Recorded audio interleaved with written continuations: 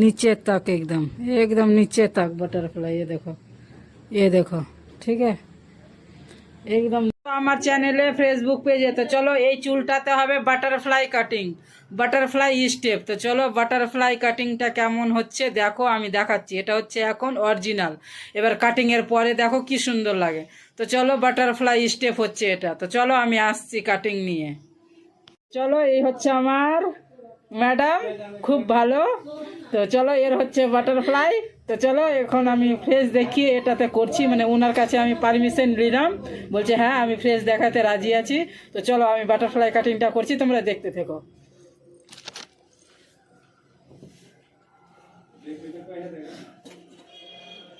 তো চলো আমি এটা এই যে বিচের স্টেপটা আমি ধরে নিয়েছি, এই যে দেখো এখান থেকে আমি এই স্টেপটা নিয়েছি, এবার হবে আমার কাটিং।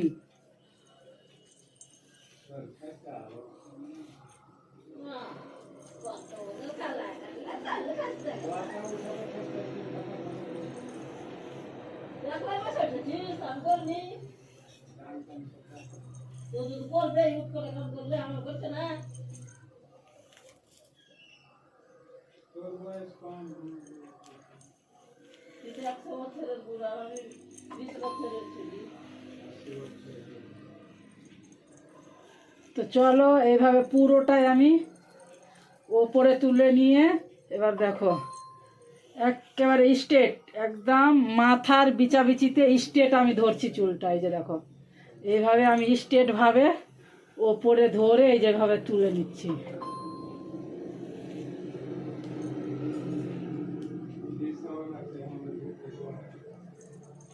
এইভাবে স্ট্রেট আমি তুলে নেব।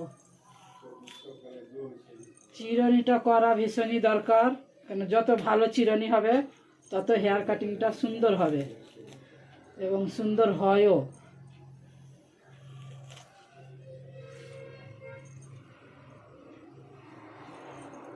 চলো এবার আমি একদম স্ট্রেট ভাবে সোজা ভাবে ধরে নিলাম। এই যে দেখো সোজা ধরে এই দেখো এবার আমি করব কাটিং। চলো আমি এই যে এটা ফেলে দেবো। তো চলো আমি কাটিংটা করে নিলাম।